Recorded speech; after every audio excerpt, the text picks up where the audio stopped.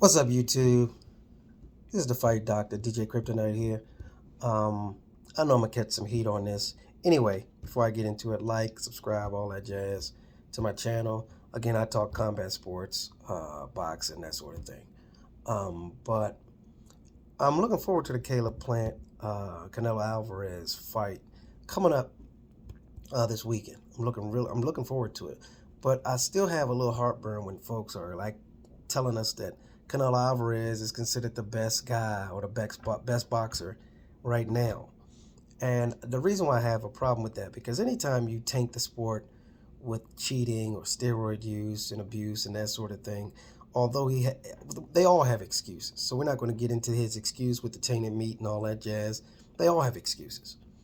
All the athletes have excuses when they test positive for steroids. Most of them, they don't know what went into their body. They didn't know that boar's meat had this, or that particular supplement, I didn't know it had a prohibited substance in it, that sort of thing. They all have excuses. But my thing is, this is where I have heartburn, is when you continue to tout that boxer as one of the best.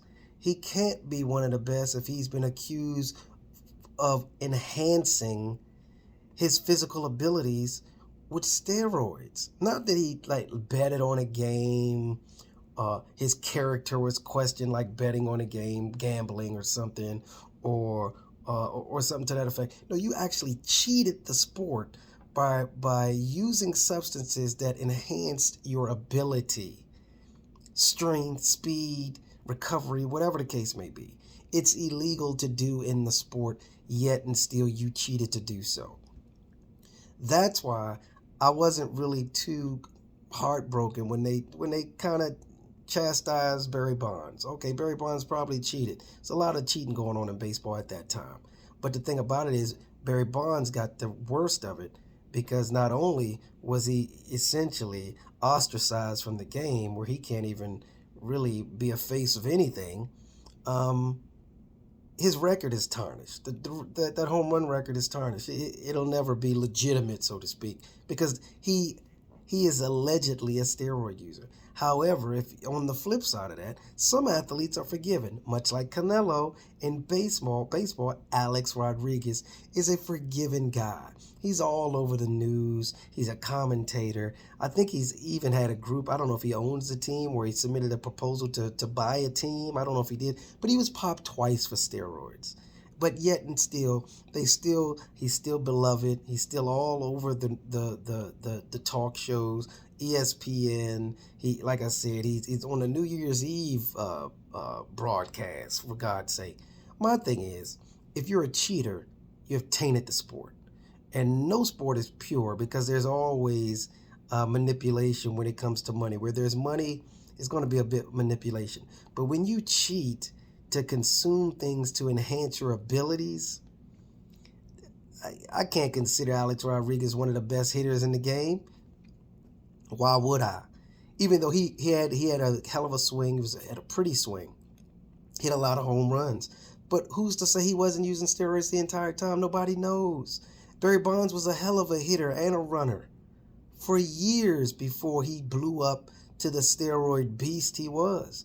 But it's kind of hard for us to give him true credit because he was an alleged abuser of steroids.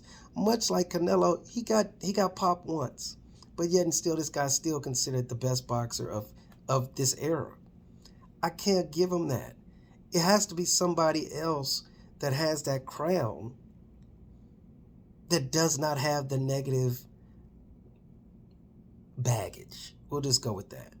And I know, like I said, I'm going to catch some heat for this because everybody makes mistakes. I get it. But each mistake carries repercussions. And I think this, not to say he can't earn money, but to keep considering him one of the best in the game as a cheater, that's crazy. So anyway, like I said, I'm looking forward to the fight. Hopefully Caleb Plant shows up.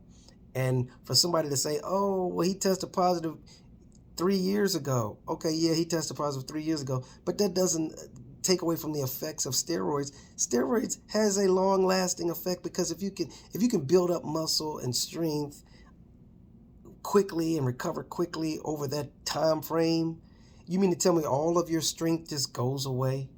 No, because you've already acquired that strength. It's up to you to maintain it. It would help if you were still on steroids to keep increasing your speed, your stamina, your recovery, and all of that jazz. But where you stay is up to you. Once you start working out and you continue that workout, even though you cycle off of steroids, if you maintain that, you may not have that same impact. But you can't tell me the effects of steroids just goes away. It doesn't go away. How can it? Because that strength that you have, although it's artificial in nature, kind of sorta, you still have it. You can still develop it because that strength hadn't gone anywhere.